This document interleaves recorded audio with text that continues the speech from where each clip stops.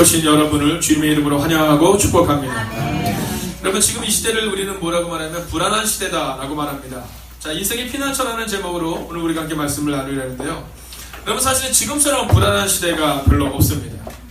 여러분, 북한의 핵 위협 때문에 우리가 불안하고요. 여러분, 이번 포항 지진으로 인해서 수능이 연기되는 초유의 사태가 발생되었습니다.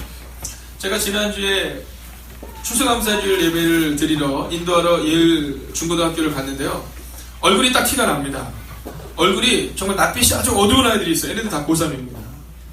근데 여러분 생각해보세요. 일주일에 시험이 연기됐을 때 그 아이들이 가졌을 그 마음을 한번 생각해보세요. 우리 권사님도 마찬가지입니다. 여러분, 오늘 권사님이 오셔서 예배를 인도하시는데 같이 성가들 하시는데 참 은혜가 된 건 뭐냐면요, 2주째 지금 병원에 입원해 계세요. 내가 사실은 오늘 올 수 없는 상황이었는데 이제 외출을 받고 잠깐 나오신 거예요. 어저께까지, 그저께까지는 계속 열이 높았는데 어제 드디어 36.5도가 돼서 자기 나가게 해달라고 쫄르고 쫄라서 오늘 나오셨대요. 여러분, 인생의 위기가 우리가 다가오는데, 닥치는데 언제 인생의 위기가 닥치는지 모른다라는 겁니다. 이런 한치 앞을 예측할 수 없는 불안감의 시대를 살아가요. 여러분, 가정도 불안합니다. 그렇지 않습니까? 아이들도 불안해요. 여러분, OECD 국가 중에서 자살률이 1위를 다투는 나라가 우리나라입니다. 또한 이 자살률의 대부분이 10대와 20대에 집중되어 있다라는 것이죠. 여러분, 폭력의 사건이 우리가 너무나도 많이 듣기 때문에 우리가 뭐라 하냐면, 야, 학교랑 집만 왔다 갔다 해라, 이렇게 얘기합니다. 여러분, 미국에서 총기 난사 사건이 가장 많이 발생하는 데가 어딘지 아십니까? 학교예요. 어저께 제가 몸이 좀 문제가 있어서 병원을 갔는데 거기서 한 분을 만났습니다. 근데 저희 교회 분은 아니신데, 근데 이분이 저랑 이런저런 대화를 하는데 제가 학교 교목으로 있었다는 걸 알기 때문에 이제 아이에 대한 얘기를 하시는 겁니다. 근데 이 아이가 지금 초등학교 3학년이에요. 초등학교 3학년인데 이 아이가 사립초등학교를 다녔습니다. 그래서 그 어머니가 참 좋아하셨어요. 왜냐면 요즘 사립초등학교 가기도 어렵잖아요. 경쟁이 높아서 초등학교도 들어가기가 어렵습니다. 너무 좋아하셨는데 어제 뭐라 하시냐면 지금 학교를 옮겼다는 겁니다. 그래서 왜 그랬어요? 그랬더니 이분이 뭐라 하시냐면, 학교에서 초등학교 2학년 아이인데 2학년 아이 중에 힘세고 이런 아이가 알고 보니까 맨날 얘를 때리고 돈을 갖고 오라고 돈을 가르치라는 거예요. 그걸 참다가 할 수가 없어서 학교를 옮겼다는 거예요. 여러분, 학교는 안전합니까? 안전한 곳이 없다라는 것이죠. 이 상황 가운데서 우리는 어떻게 해야 할까요?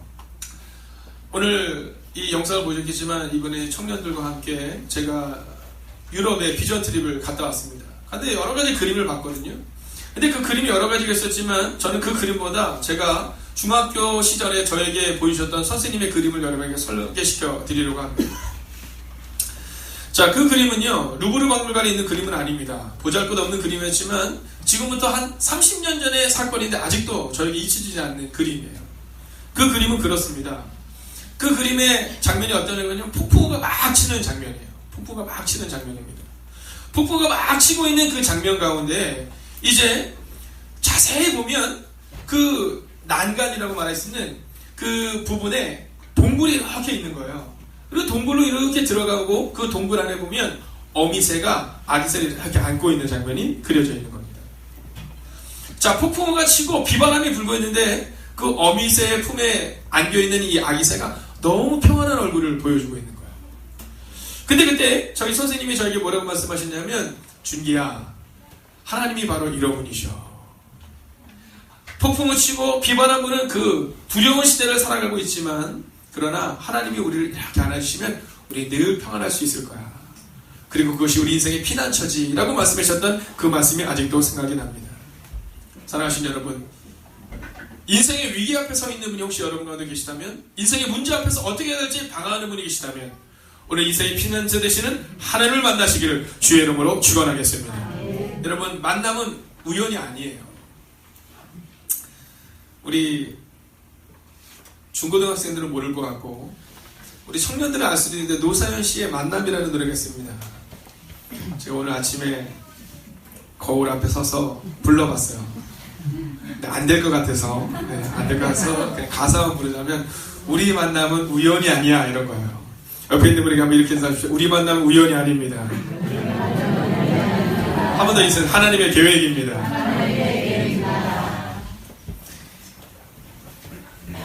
근데 참 이게 그래요. 오늘 이제 저희 교회 온 분들 가운데 보면 중학생, 고등학생도 있거든요.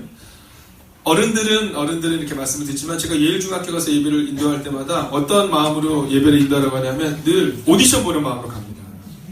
정말 오디션 보는 마음으로 가요. 왜냐하면 예일중학교 애들 중에 이 크리스찬들은 10%가 안 되고 90%가 넘 크리스찬이거든요. 그러니까 처음에는요 다 이렇게 팔짱을 끼고 다 지금 이렇게 하고 있어요. 네, 근데 제가 처음에 재미없는 얘기를 하잖아요. 그러면 그게 더 뒤져납니다. 그래서 매번 할 때마다 진짜 오디션을 보는 마음으로 가는데, 근데 제가 11시 예배 때는 늘 그래도 편안한 마음으로 어른들과 함께 호흡하면서 했는데, 오늘 드디어 저렇게 2명의 중학생, 고등학생이 뒤에 있는 거예요. 그래서 제가 오디션을 보는 마음으로 저 아이들을 위해서라도 제가 약속하건대 빨리 끝내겠습니다. 애들이 안면을 해야지 왜. 저 오늘 우리만의 우연이 아니라고 말하는데, 오늘 들어오면서 안내해 보셨던 자매 혹시 기억나세요? 네, 우리 재은 자매가 저기 안내를 받는데요. 사실은 우리 재은 자매가 우리 교회 온 지 한 달밖에 안 됐어요. 네, 아직 뭐 4, 5주가 채 안 됐습니다. 근데 오늘은요, 이 예성국 중에 다 바쁘잖아요. 뭐 성가대, 반주, 뭐 하니까, 뭐 내가 교회 온 지 뭐 한 주, 2주, 3주, 4주밖에 안 됐다가 아니라 그냥 같이 하는 겁니다. 네, 살아내는 거죠.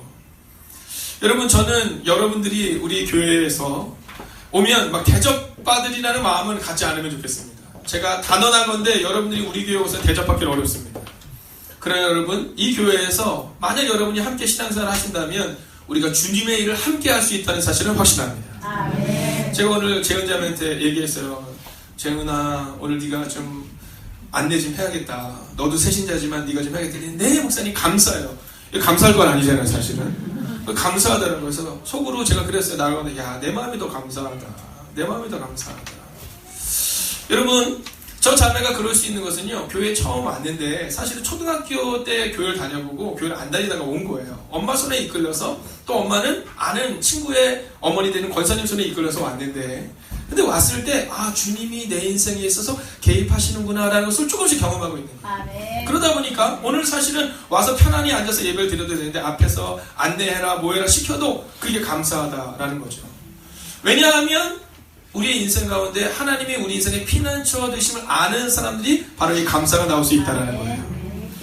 여러분, 저는요, 오늘 인생의 위기를 겪고 있는 여러분이 만약 계시다면 가정에서, 직장에서, 학교에서, 혹은 여러분의 가정 가운데서 어떤 문제가 있더라도 인생의 피난처 되신 하나님이 여러분의 인생을 책임지신다면 여러분 떠오르는 은혜가 임하게 될 줄로 믿습니다. 자, 떠오르다라는 표현을 제가 썼는데, 강철한 카네기라는 사람이 있습니다. 미국에서 이 사업가로는 아주 유명한 사람이 2명 있어요. 한 사람이 록펠러라는 사람이고 한 사람이 카네기라는 사람입니다.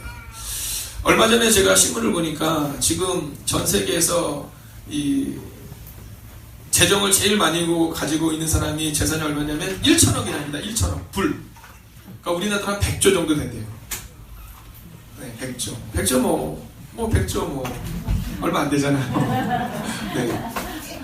자, 근데 이 강철한 카네기라는 사람이 가지고 있는 재산은 이 100조보다 훨씬 더 많은 금액이었다는 겁니다. 근데 이 강철한 카네기라는 사람이 아주 큰 부자가 된 다음에도 그 사람의 집무실에 가면 뒤에 그림이 하나가 그려져 있었대요. 근데 그 그림에는 어떠한 그림이 그려져 있느냐 하면 모래사장에 쓰러져 있는 배 한 척이 있는 거예요. 모래사장에 쓰러져 있는 배 한 척. 자, 이 강철한 카네기라는 사람이 이 모래사장에 쓰러져 있는 이 배 한 척을, 그 그림을 자신의 평생 동안 집무실에 걸어두게 되었던 그런 때가 있었다는 겁니다. 그때가 언제냐면 젊은 시절이었대요. 제가 우리 김종현 집사님께 집사님 힘드시죠? 그러면 아닙니다 이렇게 얘기하지만 사실 힘들어요. 제가 아영자매에게 어떻게 직장생활 어때요? 그러면 힘들어요? 그러면 괜찮아요 그러지만 힘듭니다. 여러분, 지금 이 시대 사실 힘든 시대를 살아가고 있잖아요. 제가 언젠가 말씀드렸잖아요. 저희 교회에 초등학교 2학년짜리와 1학년짜리 대화를 제가 옆에서 이렇게 스캔한 적이 있습니다. 근데 얘네들이 막 대화를 하는데 그러는 거예요. 1학년짜리 애가 오더니 저한테 그러는 겁니다. 목사님, 너무 힘들어요.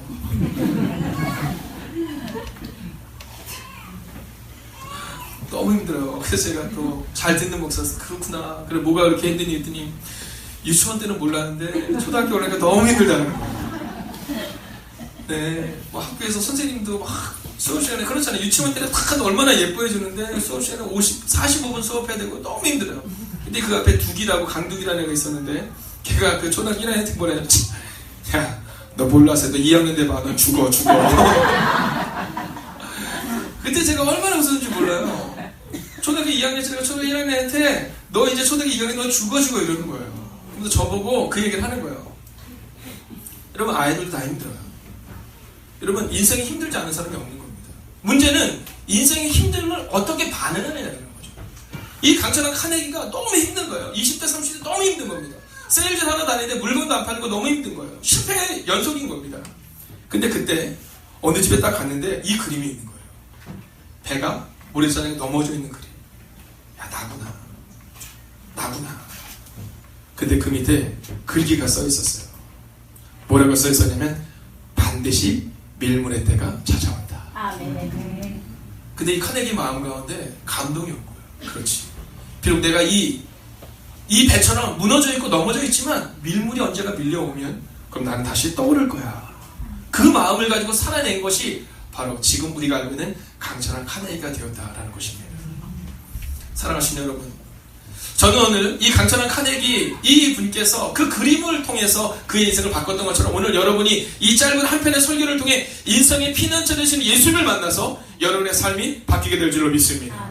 여러분, 그러면 우리는 어떻게 바뀌어야 될까? 오늘 성경은 우리 가운데 우리가 누구인가를 말하는데 먼저 같이 한번 말씀을 읽겠습니다. 같이 첫 번째 구절 읽어볼까요? 있습니다. 시작. 야곱아, 너를 창조하신 여호와께서 주님 말씀하십니다. 이스라엘아, 너를 지으신 이가 말씀하십니다. 너는 두려워하지 말라. 내가 너를 구속하였고 내가 너를 지명하여 불렀나니 너는 내 것이다. 아멘. 여러분, 우리가 인생의 위기를 넘어설 수 있고 인생의 피난처에 들어갈 수 있는 것은 바로 하나님이 나를 지으셨다는 사실을 고백하면 된다는 겁니다. 여러분, 하나님이 나를 지으셨다. 여러분, 믿으십니까? 아멘. 여러분들 믿겠지만 새로 오신 분들은 믿기가 어려울 거예요. 아마 우리 저기에 있는 우리 중고등학교들도 그 사실이 참 믿어지기가 참 어려울 거예요.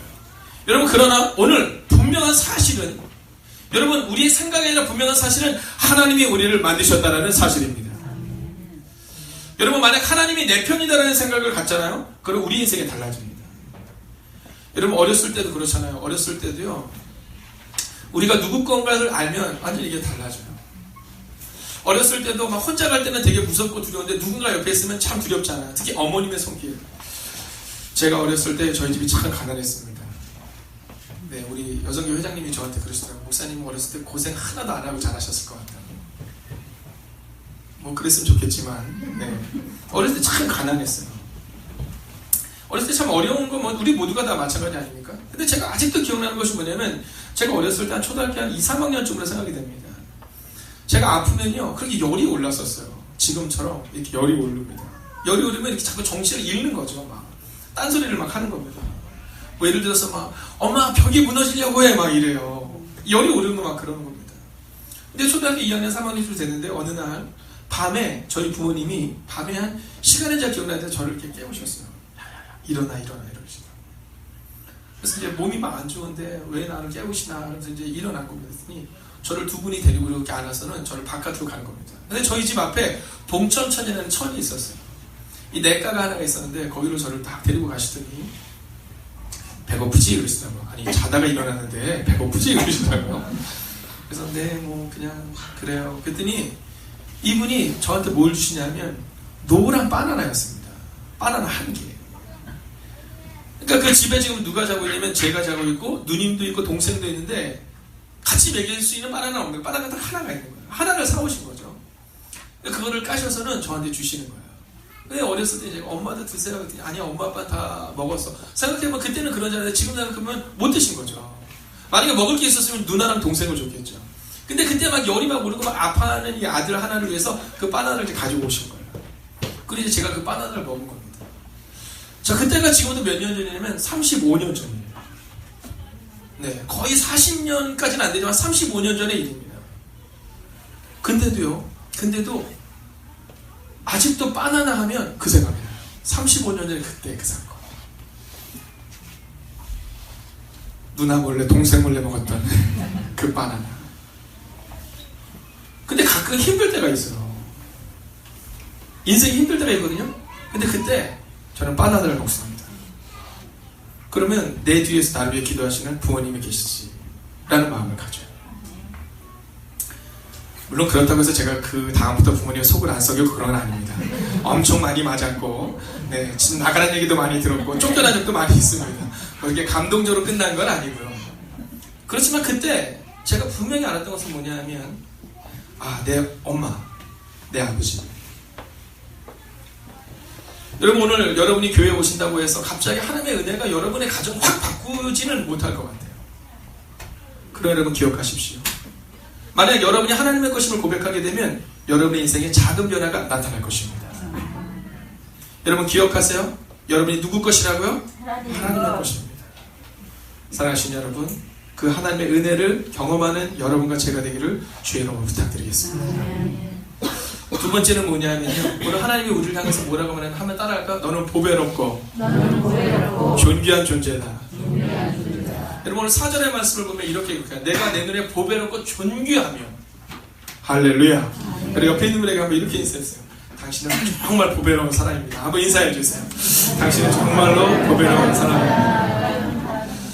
여러분, 요즘 아이들이요, 자기 자신을 보배롭게 여기지 않습니다. 2015년 청소년 정직 윤리지수라는 게 있습니다. 이게 투명사회운동본부에서 연구했던 내용을 발표를 한 겁니다. 자, 2015년이니까 2년 전 거죠. 아직 2017년 거는 제가 보지는 못했는데 2년마다 한 번씩 발표를 합니다. 자, 이 투명사회운동본부 윤리연구센터에서 고등학생들을 대상으로, 중학생들, 초등학생들을 대상으로 한번 질문을 한 겁니다. 어떤 질문이었냐면, 만약에 당신에게 10억이 생긴다면 1년 정도는 감옥에 갈 수 있겠느냐라는 질문입니다.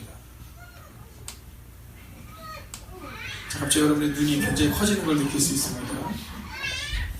여러분, 1년 정도 감옥에 간다라는 이 죄가 얼마나 큰 죄인지 아세요?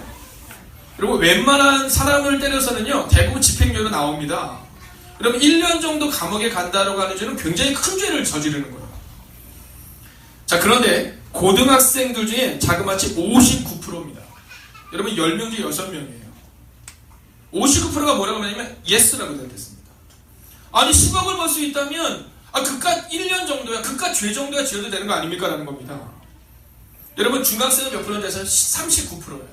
초등학생은요, 19%입니다. 17%입니다. 여러분, 놀라운 거예요. 여러분, 우리가 만나고 있는 아이들 중에, 고등학교 애들 보세요. 우리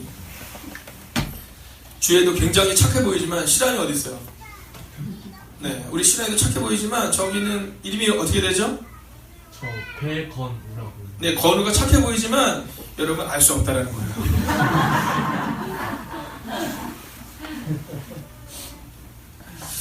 여러분, 우리가 건우나 실안이나 주애를 바라보면서 우리가 함께 기도하고 이 아이들 함께 정말 잘 양육해야 되는 것은요, 여러분, 이 아이들이 살아가고 있는 시대가 그런 거예요. 10명 중에 10명의 아이들이 뭐라고 말하냐면, 그깟 죄 지어서 1년 정도 감옥에 가면 어때? 10억만 있으면 되지라고 말하는 게 요즘 청소년들의 이 윤리 실태라는 겁니다. 왜냐하면 이 아이들이 생각하는 건 뭐냐면, 이 시대가 너무 위기롭다는 거예요. 위기가 많다고, 너무 어렵다는 거예요. 돈이면 된다는 거예요. 그러니까 차라리 1년 정도 고생하더라도, 1년 정도 죄 짓더라도, 사람들한테 잠깐 손가락질 당하더라도, 그래도 뭐 10억이 있다면 나는 만족해 라는 것이 요즘 젊은이들의 태세라는 겁니다. 여러분, 또한 이 아이들한테 조사를 했어요. 그러면 이웃이 어려운데 나와 상관이 없다면 이웃이 어려도 괜찮은가라는 질문에 여러분, 자그마치 45%의 고등학생 애들이 뭐라고 말했는지 아세요? 이웃이 어려도 상관없다, 나만 잘 살면 된다고 말했어요. 얼마 전에 신문에서 보셨겠지만 한 사람이 강도를 만난 겁니다. 강도를 만났는데 자그마치 7명이 그것을 본 겁니다. 근데 7명 중에 한 명도 그걸 다 누구도 도와주지 않은 거예요. 이유가 뭔지 아십니까? 바로 이런 거예요. 여러분, 나만 잘 살면 되지 뭐 라는 마음이 있기 때문이라는 거죠. 여러분, 이 시대를 우리 아이들이 살아가고 있는 겁니다. 근데 그 이유 중에 하나가 뭐냐면, 자기를 보배롭고 존귀하게 여기지 않기 때문이다. 여러분, 상상해 보십시오. 만약에 우리 주애가, 혹은 신안이나 우리 건우가 만약에 감옥에 들어갔다. 여러분, 우리 모두가 어떤 마음으로 살겠어요? 이곳에 있는 우리 모든 성도님들이 아마 그 아이들이 1년 동안 나오는 그 순간까지 발 뻗고 잠자는 사람이 없을 거예요. 근데 아이들은요, 자기를 보배롭게 여기잖아요. 괜찮다는 거예요. 10억만 벌 수 있다면 1년 정도쯤이야. 사람들의 손가락질 찌면 두렵지 않다는 거죠. 여러분, 저는 오늘 주님의 이름으로 선포하고 축복합니다. 여러분은 보배롭고 존귀한 분들이십니다. 특별히 우리 청년들과 우리 중고등부아이들에게 주의 이름으로 선포합니다. 여러분을 보배롭고 존귀하게 여기세요. 그러면 여러분의 미래는 분명히 달라질 것입니다.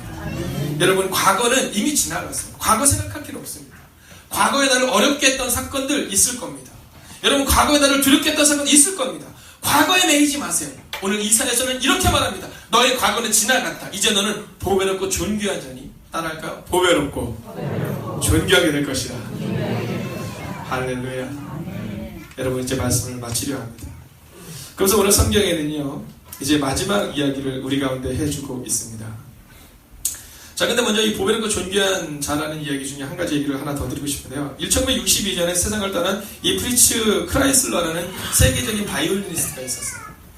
이 프리츠 크라이슬러라는 이 세계적인 바이올리니스트가 자선사업가였습니다. 그래서 사실 돈을 모으지는 못했어요. 근데 어느 날 이 사람이 여행을 갔는데 아주 좋은 바이올린을 발견하게 된 겁니다. 그래서 그 주인한테 물어봤더니 너무 비싼 거예요. 그래서 주인한테 이렇게 얘기했습니다. 내가 1년 내로 돌아오겠습니다. 그러니까 이걸 팔지 마십시오. 그럼 제가 와서 사겠습니다. 그리고는 그 사람이 돈을 모아서 다시 옵니다. 그래서 그걸 딱 사려고 했더니 이미 이게 팔린 거예요. 그래서 누가 샀는가를 알아봤더니 음악 애호가가 그걸 산 겁니다. 바이올린 연주자가 아니라 그냥 이 컬렉션 가운데 하나로 맞춰 놓으려고 뭐 첼로도 사고 바이올린 사놓은 겁니다. 그 사람이 집에 찾아갔어요. 찾아가서 혹시 이걸 나에게 되팔 수 있겠느냐라고 물었습니다. 그래서 그 사람이 뭐라 했냐면 못 판다는 거예요. 왜냐면 여기 봐라. 여기 첼로, 바이올린 다 탁월한 것들이 있는데 이게 지금 빠지면 되겠느냐 이렇게 말해요. 이 프리츠 클라이셔라는 사람이 그러냐면서 돌아갑니다. 그러다가 이렇게 얘기해요. 그러면 혹시 이제 앞으로 당신의 그 우리로 표현하면 찬장에서 또는 그 농 안에서 영원히 그게 있지 않겠느냐. 그러면 침묵하기 전에 내가 10분만 연주를 할 수 있겠냐 이렇게 물어봐요. 그러자 그 사람이 그러면 한번 10분 정도 연주하는 건 괜찮다. 연주를 하게 합니다. 이 사람이 조율을 하기 시작합니다. 10분 동안 열심히 연주를 해요. 마지막이라는 생각. 근데 그 모습을 보고 있던 그 바이올린의 주인이 갑자기 얼굴이 바뀌기 시작합니다. 그러더니 이 크라이스라는 사람에게 이렇게 말합니다. 제가 보니까 이 악기의 주인은 당신이군요. 당신 손에 잡히니까 이렇게 보배롭고 존귀한 소리를 내는데 만약에 나한테 있었으면 그냥 방구석에서 처박혀 있었겠군요. 라는 얘기를 하면서 그거를 그 사람에게 무료로 주는 그 장면을 우리는 기억해야 합니다. 여러분, 우리가 만약 하나님과 상관없는 인생을 살아가면 우리는 무의미한 인생으로 끝날 수 있지만 만약 우리가 하나님의 손에 붙들린다면 여러분, 보배롭고 존귀한 소리를 내게 되는 아름다운 영혼으로 바뀌게 될 줄로 믿습니다. 여러분, 그래서 우리가 하나님의 손에 붙들려야 한다는 겁니다. 자, 마지막입니다. 오늘 하나님은 우리 가운데 이렇게 말씀하십니다. 5절을 마지막으로 읽고 마치겠습니다. 함께 읽을까요? 시작.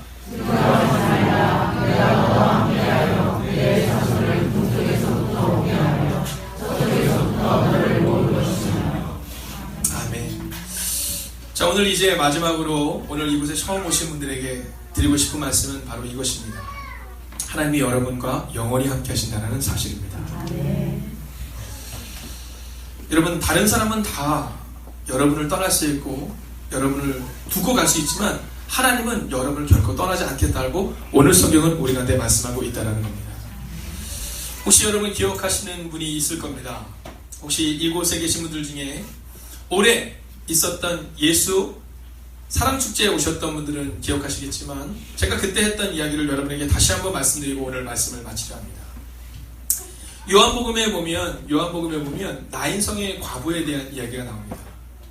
자, 어느 날 예수님이 길을 가시는데 장례 행렬이 쭉 다가오는 겁니다.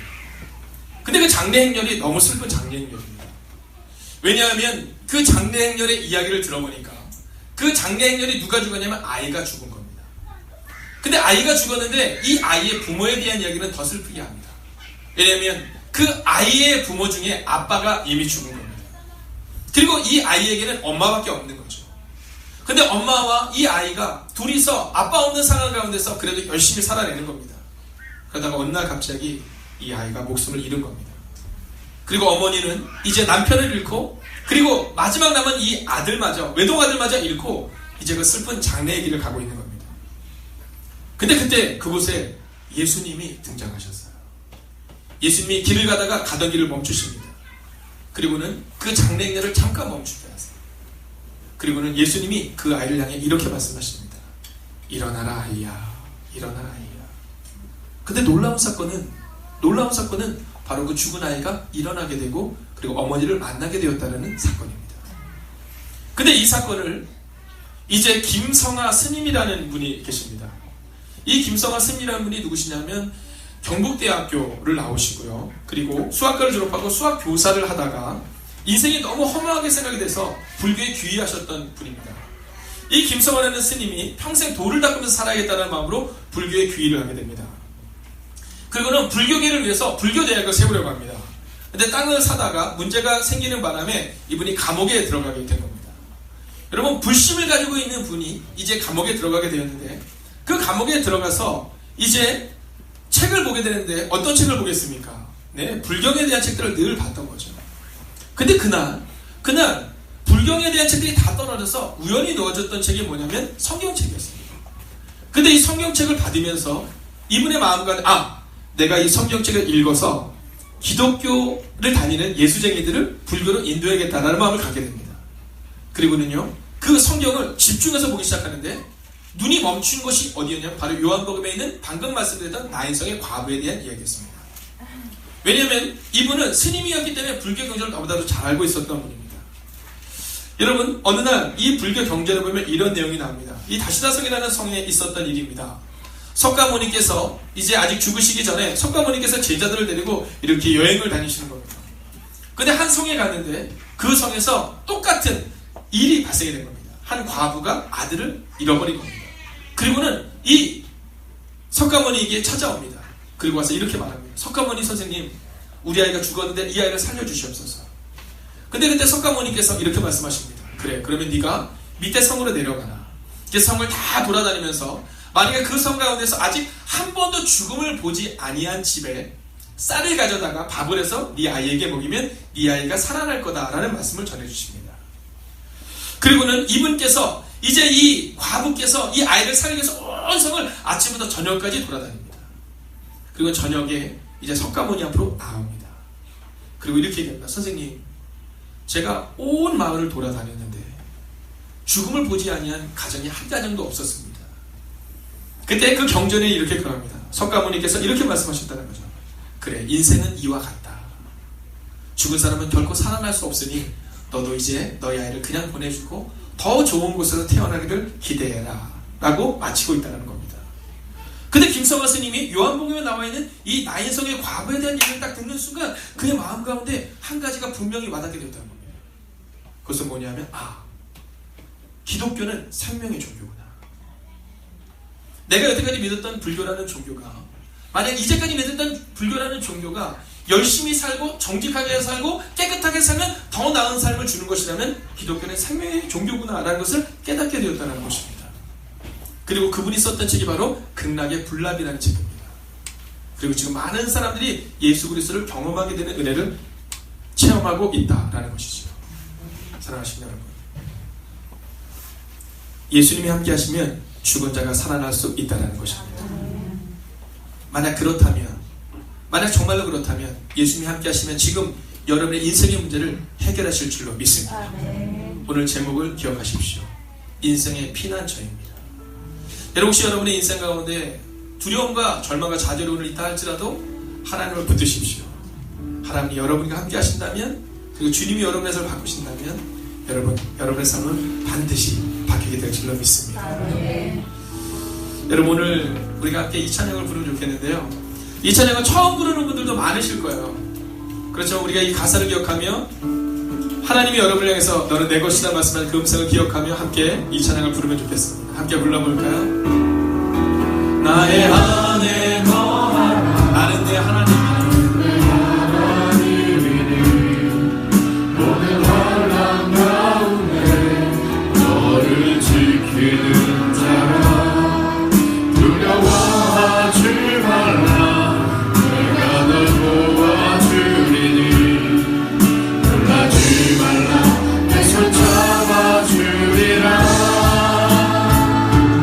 내가 너를 신명하여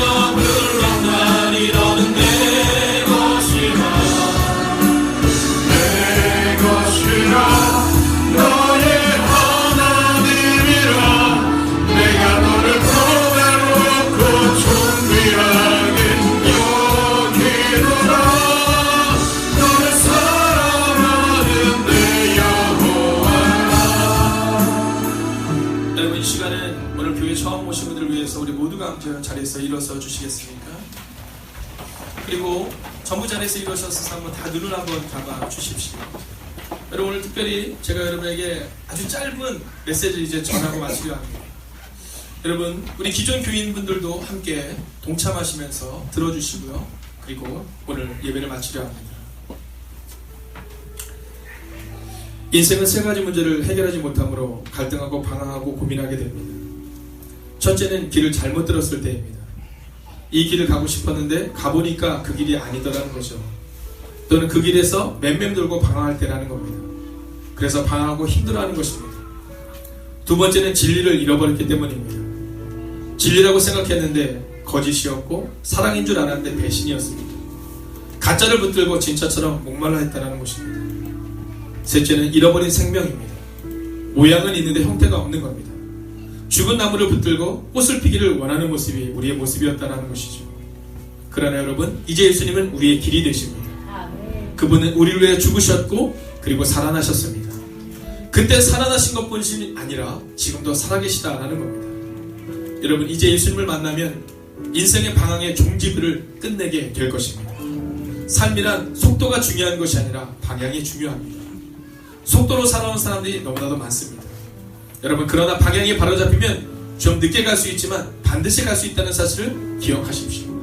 좀 늦게 가면 어떻습니까? 방향만 바로 갈 수 있다면 여러분 늦게 가도 상관이 없습니다. 꽁꽁 얼어버렸던 대지에 꽃이 피듯이 이제 오늘 이곳에 처음 방문한 여러분의 삶 가운데 새로운 생명이 시작될 것입니다. 당신의 생명이 꽃이 피어나게 될 것입니다. 예수 그리스도의 이름을 가슴에 품어보십시오. 그리고 그분의 이름을 부를 때 당신의 영혼은 새롭게 변화되게 될 것입니다. 이 시대 많은 젊은이들은 기적이 보고 싶다고 말합니다. 젊은이들이요 주의 이름으로 축복합니다. 기적을 보는 사람이 되지 말고 기적이 되어 주십시오. 밤이 깊어야 새벽이 오는 것처럼 오늘 밤이 깊고 두렵고 낭망하는 영혼이 있다면 이제 새벽이 곧 온다는 사실을 믿어 의심치 마십시오. 하나님이 여러분을 향해 이렇게 말씀하십니다. 너는 보배롭고 존귀한 자라라고 말입니다. 이제 그 주님과 함께 여러분의 남은 인생을 살아가시기를 주의 이름으로 축원하겠습니다. 이제는 성부와 성자와 성령의 그 거룩한 동행이 인생의 피난처 되시는 예수님을 만나기를 다짐하는 하나님의 사람들과 또 아직 주님을 만나지 못했지만 예수님에 대해 더욱더 알아가기를 선하는 하나님의 거룩한 백성들 가운데 함께 하시기를 간절히 축원하옵나이다.